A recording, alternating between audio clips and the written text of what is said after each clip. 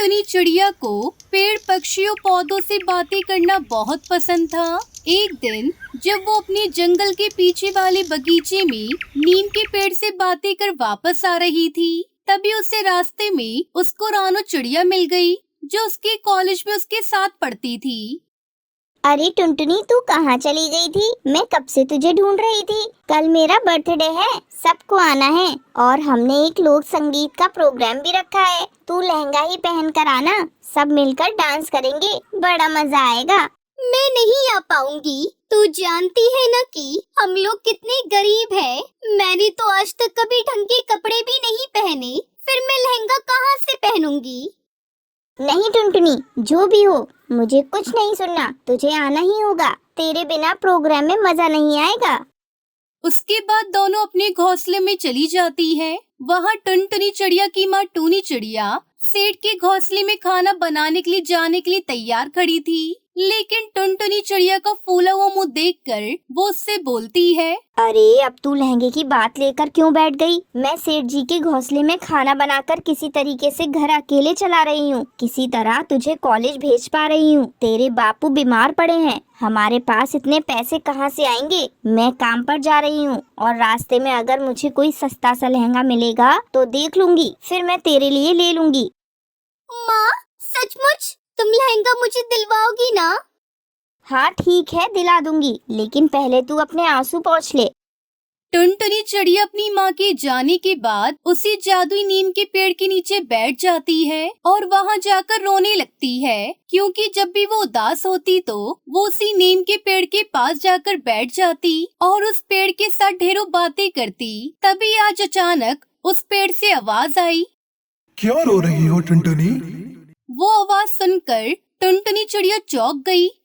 कौन कौन हो तुम? और मेरा मन रोने का कर रहा है, इसलिए मैं रो रही हूँ। तुम्हें क्या? मैं अपने दुख में रो भी नहीं सकती।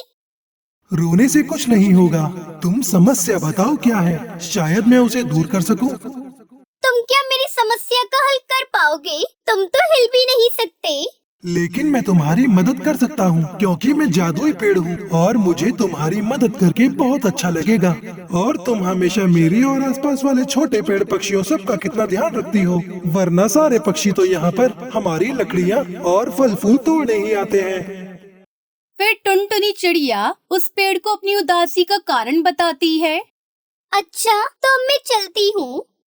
टुनटुनी चिड़िया अपने घर पहुंच गई। तभी उसे एहसास हुआ कि उसके दरवाजे पर किसी की आहट हुई है। उसने दरवाजा खोला तो बाहर देखा 2 पैकेट रखे हैं। ये क्या है? खोल कर देखती हूँ, क्या है इसके अंदर? टुनटुनी चिड़िया पैकेट खोलकर देखती है तो उस पैकेट में बहुत ही सुंदर सुंदर लहंगे रखे थे। लगता है ये लहंगे माँ रखकर जल्दी में चली गई। अभी तो बोल रही थी कि एक भी लहंगा नहीं दिलवा पाऊंगी, और अब 2 लहंगे दिलवा दिए। जब शाम को उसकी माँ घर वापस आई तो टुनटुनी चिड़िया ने अपने लहंगे दिखाए और कहा, माँ, तुमने मेरे लिए कितने सुंदर लहंगे खरीदे हैं। थैंक यू सो मच माँ। अच्छा बेटा, पर ये तो मैंने नहीं खरीदा। और तुम्हें किसने दिया? ये कहाँ से मिला? ओ माँ, कोई बात नहीं, लहंगे तो बहुत सुंदर है। मैं यही लहंगा पहनकर रानू के जन्मदिन में जाऊंगी। ठीक है बेटा, लेकिन आई कहाँ से ये तो बताओ। कहीं से भी आए हो माँ, अभी मैं जा रही हूँ तैयार होने। टुनटुनी चिड़िया ने जैसे ही वो लहंगा पहना, उसके पास अपने आप सुंदर से गहने आ गए। टुनटुनी चिड़िया आज सज सवर कर रानू के जन्मदिन में पहुंच गई। टुनटुनी चिड़िया बहुत ही सुंदर लग रही थी। देख, तू तो बहुत प्यारी चिड़िया लग रही है।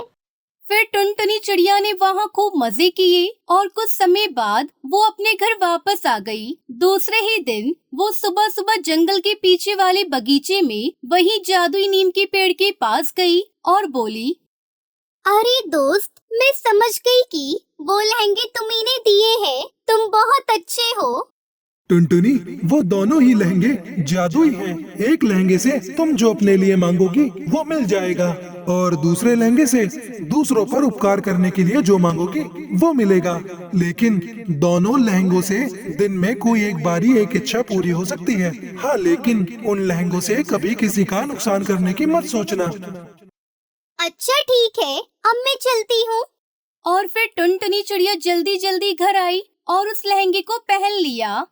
ओ जादुई लहंगे, मुझे एक बड़ा सा घर दो जिसमें जरूरत का सारा सामान हो और उसके पीछे एक बगीचा दो। इतना कहते ही उसका छोटा सा घोंसला एक बड़े घोंसले में बदल जाता है और घोंसले के पीछे खूबसूरत से एक बगीचा भी था जहाँ पर ढेरों रंग बिरंगे पशु पक्षी भी थे। और फिर शाम को उसकी माँ घर आती है। फिर टुनटुनी चिड़िया उससे कहती है, अरे माँ देखो, अब हमारे पास कितना बड़ा घर हो गया है और हमारे पास एक बहुत खूबसूरत बगीचा भी है। चलो बगीचे में चलते हैं। लेकिन ये सब हुआ कैसे? इतना बड़ा घोंसला, इतना सारा सामान, इतना खूबसूरत बगीचा, ये सब अचानक कहाँ से आया? माँ, मैंने जो लहंगा पहना है ना, वो जादुई है। मैं बगीचे में जिस पेड़ के नीचे बैठती हूँ, उस पेड़ ने ही मुझे ये सब दिया है। अच्छा, ये तो चमत्कार हो गया बेटी। माँ, ये जादुई लहंगा है। इस लहंगे से पूरे दिन में कोई भी एक इच्छा पूरी करवाई जा सकती है। दोनों उस दिन बहुत खुश थे। टुनटुनी चिड़िया बगीचे में जाकर पशु पक्षी पेड़ पौधों की अच्छी सी देखभाल करने लगी। अगले ही दिन टुनटुनी चिड़िया उस जादुई लहंगे को पहनकर बोलती है, हे जादुई लहंगे, मेरे बापू को बिल्कुल ठीक कर दो। टुनटुनी चिड़िया के इतना कहते ही उसके पिता कालू कौवा बिस्तर से उठ गए। सब बहुत खुश थे। आज फिर से टुनटुनी चिड़िया अपने पास वाले बगीचे में गई तो उसने वहां जाकर देखा कि उस जादुई नीम के पेड़ को कुछ पक्षी काट रहे थे। तभी तेजी से उड़कर टुनटुनी चिड़िया उस नीम के पेड़ से लिपट गई और बोली, नहीं नहीं, इस पेड़ को मत काटो। ये आप लोग क्या कर रहे हो? आप लोग इस पेड़ को ऐसे नहीं काट सकते। ए चिड़िया, हट यहाँ से, वरना तेरी गर्दन भी नी कुल्हाड़ियों से काट देंगे। टुनटुनी चिड़िया वहाँ से हट गई और उड़ती हुई अपने घर गई। उसने जादुई लहंगा पहना और कहा, ए जादुई लहंगे, नीम के पेड़ को बचा लो और उसे मेरे बगीचे में लगा दो, वरना वो पक्षी उसे काट देंगे और उसकी लकड़ियाँ बेच देंगे। तभी टुनटुनी चिड़िया को कोई आवाज आई। वो भागकर अपने बगीचे में गई तो देखा कि वो पेड़ उसी बगीचे में खड़ा था और वो पेड़ काटने वाले पक्षी अपनी कुल्हाड़ी लेकर पेड़ पर लटके हुए थे और जोर जोर से चिल्ला रहे थे, बचाओ बचाओ, हमें इस पेड़ से बचाओ, पता नहीं किसने हमें लटका दिया। अरे कोई तो उतारो हमें, बचाओ। तभी टुनटुनी चिड़िया बोलती है, तुम्हें कोई नहीं बचाएगा। तुम लोग तब तक वहीं लटके रहोगे जब तक तुम्हारी अकल ठिकाने नहीं आ जाएगी।